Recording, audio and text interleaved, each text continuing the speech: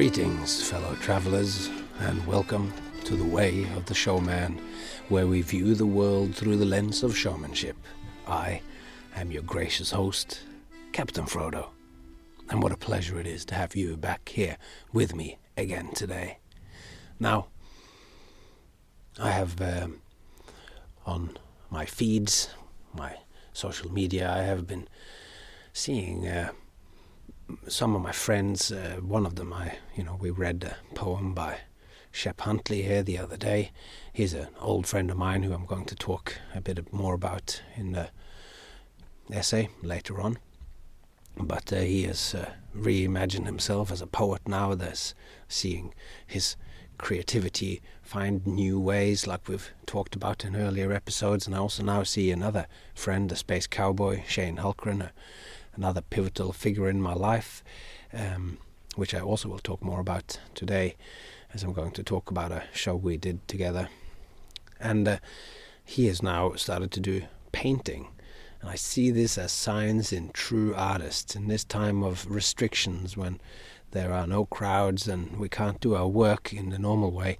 Then our creativity comes out in different ways. And I see in the poetry of Shep and in the paintings of the space cowboy, I see them both developing, finding voices, and who knows where this is going to go. And I think this is a real positive thing about these strange times. New things are being forced out of us that we would not have taken the time for. I have moved to Norway, but that's just a nice way of saying that in terms of statistics, I am an economic refugee from a crumbling industry. Everyone involved in what we do, what I do in showmanship, is completely absent in America at the moment. The industry is going to require a whole new rethinking. So arriving here, although there are some gigs potentials that are coming up, but from the look of it now, with numbers flaring up, and tiny compared to America, but the way they're flaring up in Denmark might mean that even going over there just doing 6 shows and then arriving back, I might have to go into a 10-day quarantine from my family and everyone else. So in a way, doing shows with crowds at the moment almost anywhere in the world does have such a risk that it feels like the vestiges of a world from another time, from before the great contraction. And this brings with it this idea of then being a showman. It is not just what I do to get my creativity out. It is also my way of making a living, and it has always been. All the money that I've ever really made has come from doing shows. So when I can't do that, that is always in the back of my mind, and it's always great to make great art. Gauguin, the painter, he basically, as far as I can remember, he just left and abandoned his family, went to live on an island in Tahiti, doing his paintings, and he, there's something about that, the way, because he has in hindsight become very successful and important in art history, that you sort of maybe look at it, it was a meaningful thing to do, to leave your family because you created something important. But if he hadn't become successful, and he wasn't successful at the time, then it would just be this loser attitude of you leaving those people who are depending on you behind and to pursue your career. So if you're just a random guy that goes to an island, sleeps with the locals, and makes paintings or writes poetry or puts on poetry readings, I don't know. If you think of that as that's also a pretty bad attitude. So in this, we do have to reinvent ourselves also in ways of making money, and we'll see what happens with that. If I'd like to hear from any of you, whether you'd contact me on social media or you send me an email on thewayoftheshowman@gmail.com. What have you done? What have you done for money, but maybe more importantly here, I'm interested in what have you done that you wouldn't have done because of the constriction of shows. That's something I'm interested in. Anyway, that's enough talk for today. The thoughts of the essay are ever expanding. It looks like there might be more than the first 3 episodes in our mythopoetic explorations. So let's, without further ado, just jump into the world of ideas.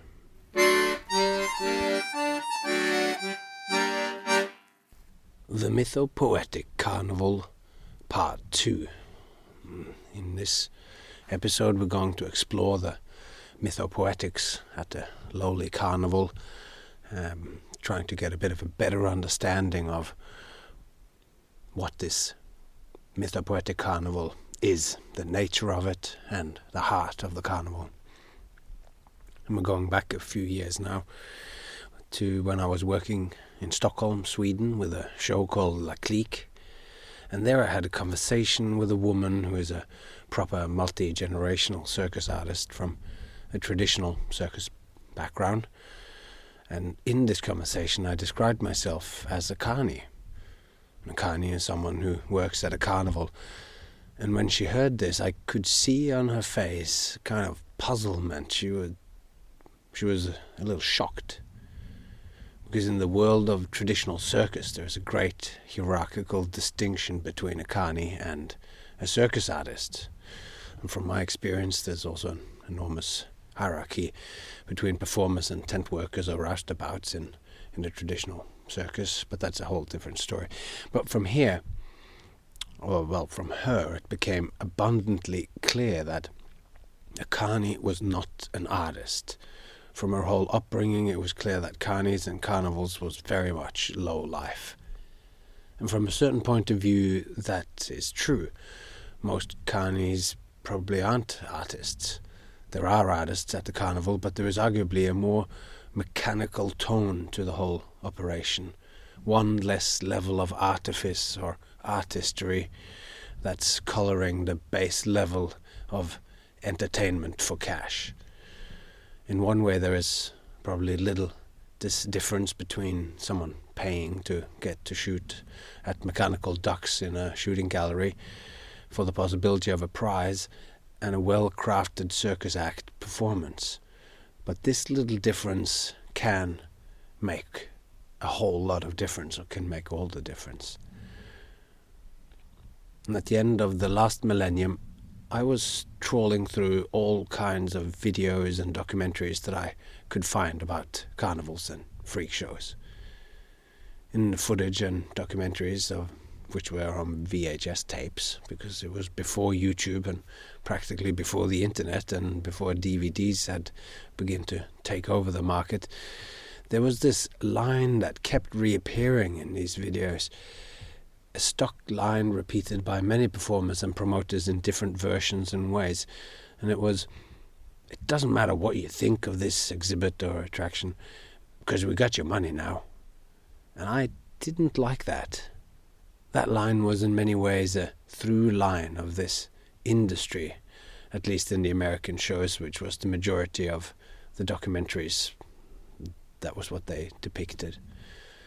This might then be a certain kind of American flavor, but then again, the multi-generational circus woman grew up in the United Kingdom, so the lowness of the carnival might be universal. But this quip, doesn't matter what you think about the act, it kind of betrayed the state of the art for me. Many of the documentaries and the representations of the carnivals was in a nostalgic flavor, like portraits of a dying art form. Every documentary, of course, needs a hook, but it's still portrayed often, maybe by the documentarians, but still enough for me to believe it, that tired performers presenting tired one-dimensional acts, a la, here I have a nail, now I put it up my nose, now I pull it out, for my next trick. But my passion for the carnival arts, around this time in the mid to late 90s, wasn't dying. it was on the rise. So in a dialectic sense, using the philosopher Hegel's terms, this became the thesis, or it was the thesis that helped me form my antithesis, which eventually led to a new synthesis. And this end of an era feel that I saw helped me crystallize the way that I wanted to present the carnival in my performance and as a sideshow performer. This came into fruition with the Happy Sideshow, which I'll get back to in a bit. But of course in America and then all over the world there was, in the end of the 90s, and it was the Jim Rose Circus Sideshow, which was an amazing revival of the freak show. This show in its first incarnation was absolutely influential on me when I saw it in, I think it was 1993 at the Roskilde Music Festival in Denmark. And seeing them, combined with the fact that I had just that same summer had my nipples pierced by a guy called Hove Fjell, which is an incredible fakir doing pincushion and body suspension performances, getting lifted into the air by meat hooks through your flesh kind of stuff. And he's a fellow Norwegian misfit based in Oslo and has been doing this kind of work for decades now. Yeah, you have to look into his work. I'll post some links in the show notes. And his performances back then in the early 90s had a much more shamanistic flavor than a sort of sideshow thing. And his group wasn't still. It's called Pain Solution. Now, people like Hover and the Enigma, Matt the Tube Crowley and the Torture King, Tim Cridlin, the star attractions presented by Jim Rose were pivotal inspirations for my real-world carnival explorations. But coming back to the carnival phenomenon and the sort of mechanical overlay thing, this artlessness of the carnival is maybe found in the fact that many of the carnies are literal mechanics and builders more than artists. And I want to be careful here because artists exist everywhere in every field. And as I'll get back to in the next episode, I love any kind of lowbrow art. But Carny might own a rinky-dink old ride, and is basically just a mechanic selling tickets to people for rides on his machine. Other Carnies just sell lottery tickets where you can win slum and stuffed crappy plush toys and maybe a Motley Crue mirror if you're lucky, like we remember from the Bikini Kill lyrics in the last episode. They basically sell you shitty souvenirs by making them prizes in rigged games of chance or straight up raffle ticket sales. There's no skill involved for the proprietors of such attractions. The owner don't even run it. It's run by some pimply kid from the town they arrive in. They do it for the cash with very little thought to the art. The carnival is very much a pragmatic place. The purpose of the Wheel of Fortune is to make money. It uses the inherent human attraction to games of chance and gambling, the allure of winning money or even a prize, as the collateral for the transaction. No fancy overlays. In the heat of the moment, a multi-generational circus princess might snap that there's no heart in a carnival. It's just cheap and tawdry, and carnies have small hands and stink of cabbage. And a circus princess is a very common feature or mode of presenting a female multi-generational circus star, at least in the Danish circuses that I have seen, and I've worked quite a bit in Denmark. Practically every circus there highlights one of their female performers as a real circus princess, and this is not in any way an attempt of belittling anyone. A princess in mythology is also a very important, high-ranking person. Even if Disney has appropriated the term and Disneyfied it, it does not, in my opinion, take anything away from the power of a princess. But this is a path of exploration for another time. And the comment about the small hands and cabbage is a silly quote from the Mike Myers character, Austin Powers, where Austin Powers says, "There are only two things in the world that scares me, and one is nuclear war." And the other character says, "What's the other thing?" Austin Powers says, carnies, circus folk, nomads, small hands, smell like cabbage. But ridiculousness aside, The Carny life for real-life Carnies is often hard. A few years ago, a journalist called Nancy Rommelman wrote a captivating article for the LA Weekly about the lives of contemporary present-day Carnies, and the picture she paints shows this lowest of the low aspect in all its tragic beauty. She writes, "Hang around the midway during the day while the carnival is readied, and you'll understand the literal meaning of stayed too long at the fair. The rides and games show the stress of the road, and so do the carnies. Most of the workers washing down booths or bagging cotton candy look as though they haven't showered for a few days. Sweatpants are stained, sweatshirts splotched with circles of motor oil, and there's evident truth behind the fairground joke. What do you get with a room full of carnies? A full set of teeth. In short, everyone looks poor, which they are." The article that she wrote was called Lives of the Carnies, and I'll post a link to it. You can still read it online. Post it in the show notes. So, if this is the reality of the carnival, what then is the nature of the Mythopoetic Carnival? Now, one way to understand this that is beneficial for me, coming from a person who's interested in philosophy, is to look at it like Plato's theory of ideas.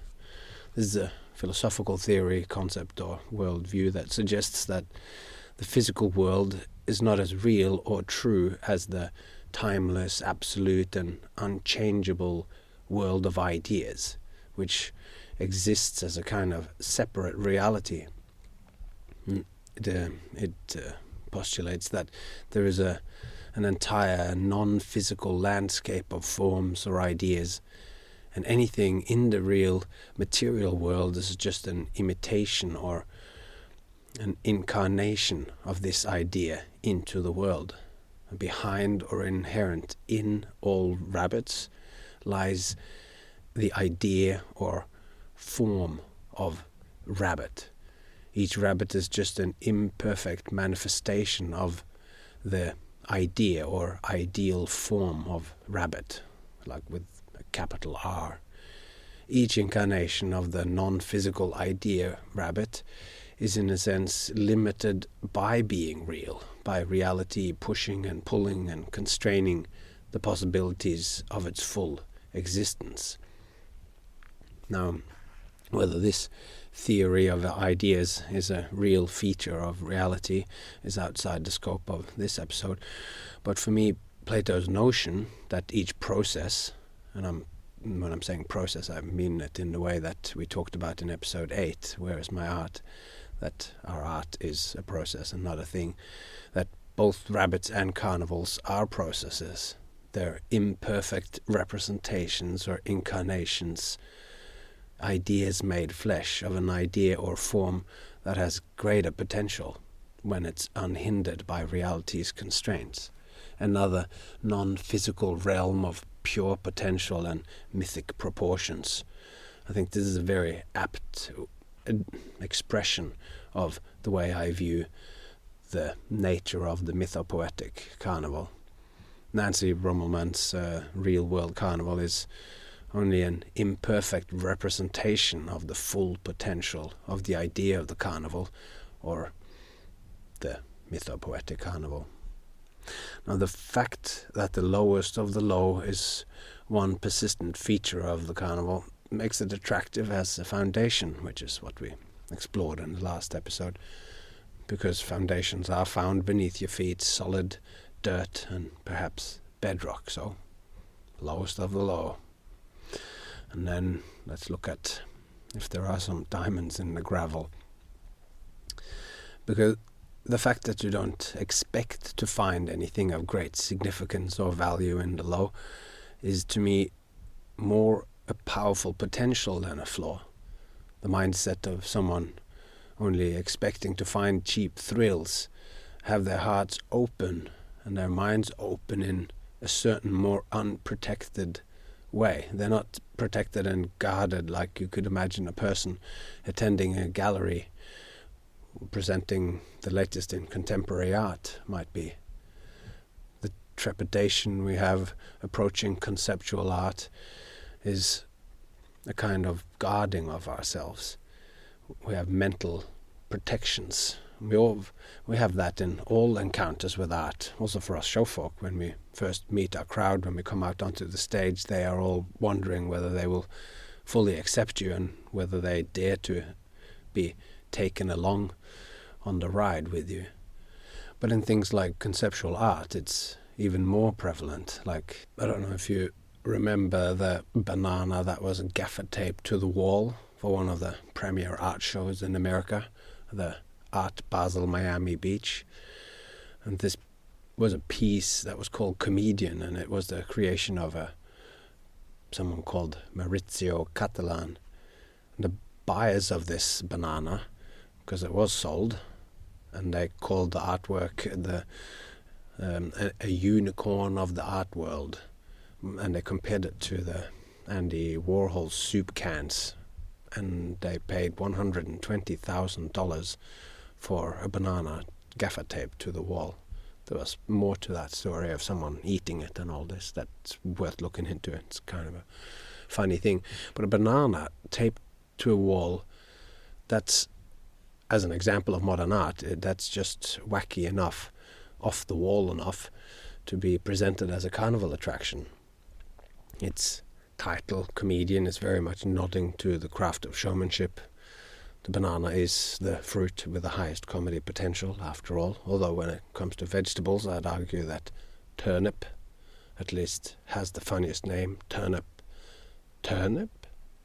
I made my daughter laugh hard by saying turnip the other day. Anyway, on the level of carnival attraction, Comedian could be in a funny carnival exhibit. It could be presented as a clown's art piece in a mockery of modern art. And the right showman could probably sell tickets to that, but to understand and value this piece to the sum of $120,000, you need to understand a whole other level of theory and art historic context. To understand it enough to believe it's valuable to this level, you need specialized knowledge. There is something visceral in your gut about a banana taped to a wall, enough to warrant paying $1 at a carnival, but there is something abstract and deeply intellectual about it as well, which, when fully understood, can elevate its value and importance astronomically. And I guess in a sense this Mythopoetic Carnival is similar to the banana on the wall, with all the thoughts and carrying on talking and thinking about it as I have done in my life and that we are doing here right now. I have discovered through this specialized knowledge the abstract, the Platonic carnival. It's completely unimportant for the average American carnival worker, yet I think it can be directly valuable for showfolks of all kinds and in all branches of showmanship, for reasons like what we explored last episode in the beginning, with, like understanding who we are as showers of material, as presenters of ideas in entertaining ways, and also as a wellspring of ideas for creation and the shaping of the material that we present. Now, I want to have a little look at this concept of the lens of showmanship. The Mythopoetic Carnival is the fertile potential of the idea of the carnival. And for us who follow the way of the showman, it is also the way, like the Mythopoetic Carnival, is the way that the world looks like when we view it through the lens of showmanship. And this is, of course, something that I say in the show intro every time, but we've not really spoken about it.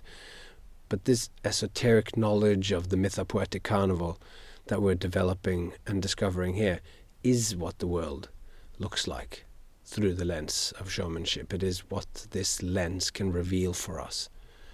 Looking through any lens alters your vision, it changes what you see. Some lenses are telescopic, some microscopic, and some kaleidoscopic. And the important thing to remember is that we are looking through a lens.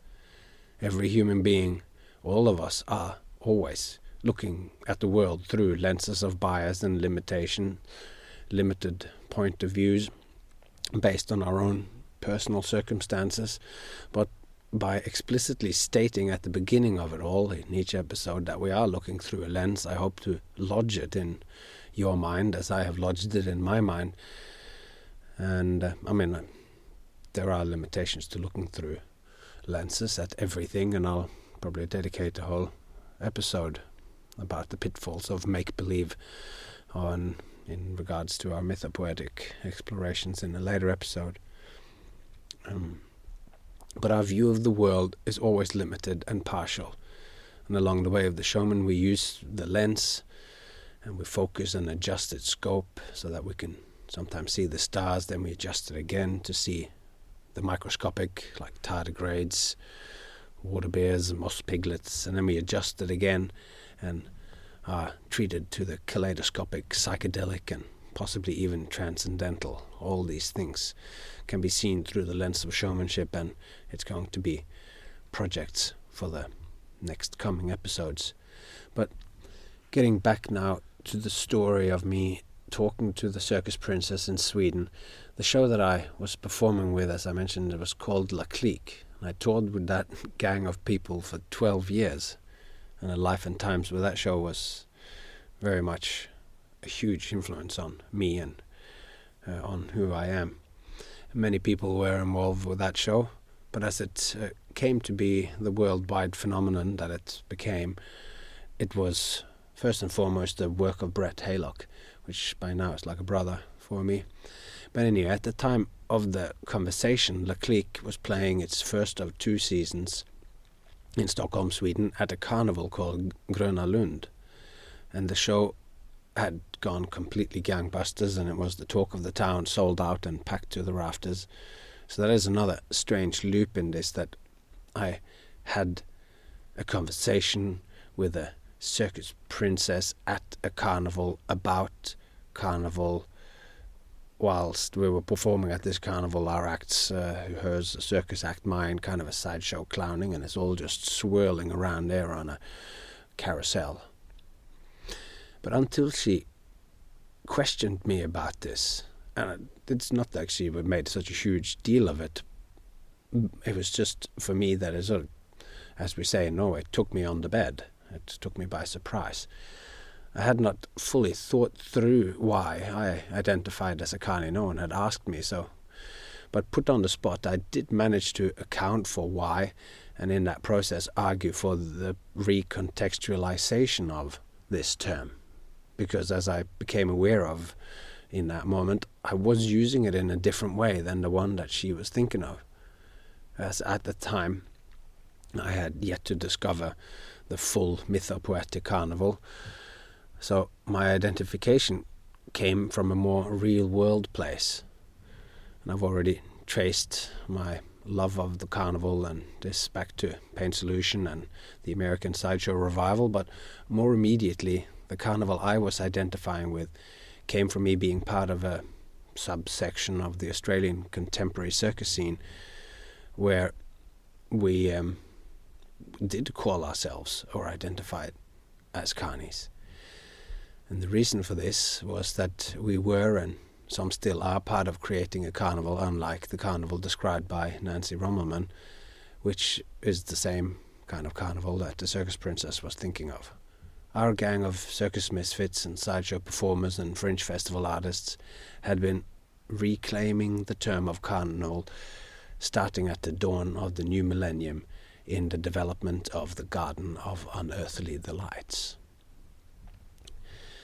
Every year in now, but it was biannual at the time, every second year in Adelaide for the Fringe Festival in Australia, South Australia, there's a juggernaut of carnival experience happening in a glorious parkland.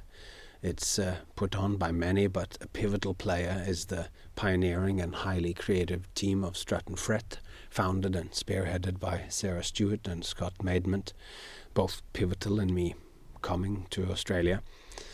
The Adelaide site is called Rundle Park, And that's what became the Showgrounds. First time it was just used by the famous Spiegel tent, which was owned and operated by the Spiegel maestro, David Bates, who at the time was employing Brett Haylock. And this was pre-La Clique, but it was David Bates and Brett Haylock who started La Clique together. And for the first few years, we only toured in the Spiegel tent. But this was still in the future at the first time here. And soon a kind of carnival grew up around the Spiegel tent the next year and the next year. Things were added. A Circus big top that featured the Happy Sideshow, which I'll get back to in a minute. A few food stands, bar tents, and the supremely influential Tony Rook's Tiny Top. Tony Rook is known as the godfather of Australian contemporary circus, and his Tiny Top was basically just a very small sideshow tent. It could maybe fit 50 people. We presented short, sharp sideshow acts, including amongst the stellar lineup the Space Cowboy, which was in the Happy Sideshow, Trent, Birdman, Bauman, Azaria Universe, and myself. And we talked up a storm outside and drew crowds in, and I used to love the Tiny Top. The intimacy of that was just an incredible place to perform.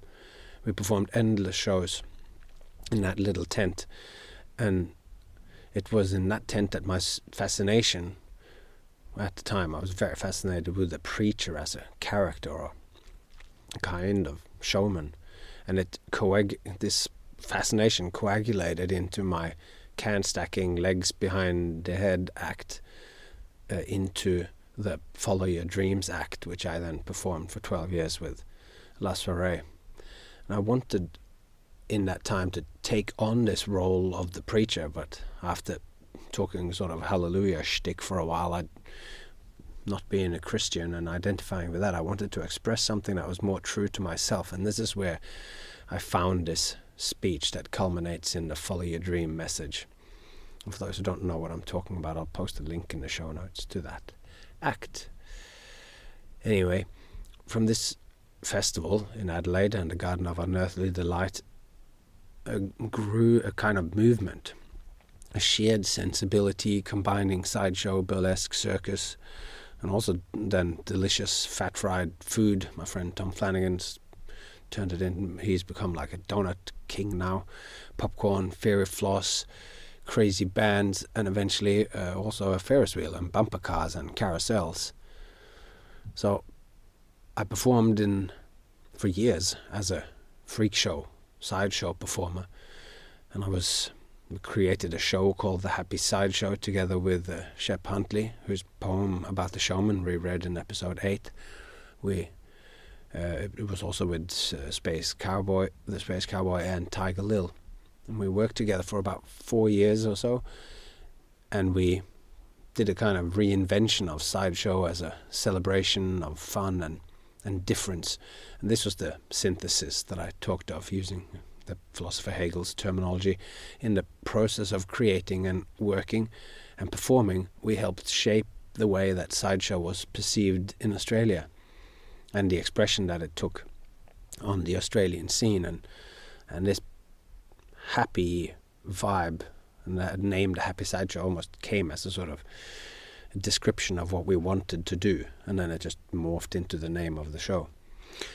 Because Australia too had a sideshow tradition at the agricultural state fairs in form of sideshow alleys, but we were something different. It was our mission to bring sideshow to the center stage, to make the macabre mainstream, as we liked to say at the time.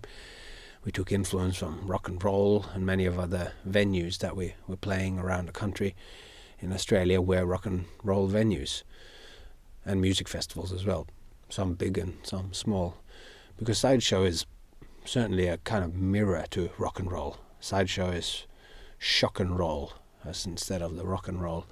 And before Elvis, crowds would cram into tents to be shocked and horrified, with performers displaying sexuality, the limits of decency where they were pushed. There was physical deformity and intimidating skills, shocking like the shocking music of rock and roll, with acts like, sword swallowing and human pincushions. And these were the kinds of performances that had people fainting and screaming, and just like at the rock concerts. church-going, decent people would be offended by it, and the parallels are many and interesting. And the two art forms are, I think, hitting the same chords and affording the same kind of resonance in crowds. We loved the carnival arts, and calling ourselves Carnies came from this love. But the carnival that we inhabited was unlike the carnival described by Rommelmann, and the Mythopoetic Carnival is another huge step beyond that as well. And the Mythopoetic Carnival is not anchored in the solid dirt of the outer world. The pegs of its canvas tents and attractions are pegged into the fertile poetic soil of our inner world, of my inner world, where the freaks and the rides, the pumping music and the smiling faces of the carnival patrons take on an otherworldly existence and are representations of deeper human behaviors and tendencies. It has torn itself loose from the real world limitations. I think of it as an otherworldly entity, a non-physical reality existing somewhere in the world between, the midway, in the realm of poetic imagination between reality and fiction, between the world and the human being, between the world and the showman, and between the showman and the crowd. Each one its own flavor of midway, and its own aspect of the midway. It exists at the frontier of the endless conversation between our inner and outer geographies. I am a Carny is a reclaiming of the term. Something that was used as a derogatory term is reimagined and reappropriated. The reality of this carnival is a place of imagination and meaning creation. And then, in another strange loop, the process of performing. In that process, when I am doing a show, I am, in a way, realizing, making the Mythopoetic Carnival real.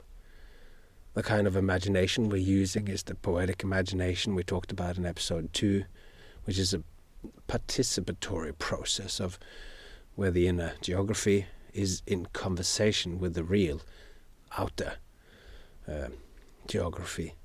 The imagery discovered at this frontier that we're discovering here now together in this conversation, at least at first, is nebulous, like the reflective surface on one of those wobbly, wavy mirrors of a mirror maze, grimy from 1,000 touches of sweaty, greasy fingers from children and stumbling people, drunk on beer and high on sugar from clouds of cotton candy, fairy floss on pink paper cone sticks. But by now, at the end of our second episode of Mythic Explorations, I think we are getting to grasp the peculiar nature of this Mythopoetic Carnival through the funfair mirror distortions.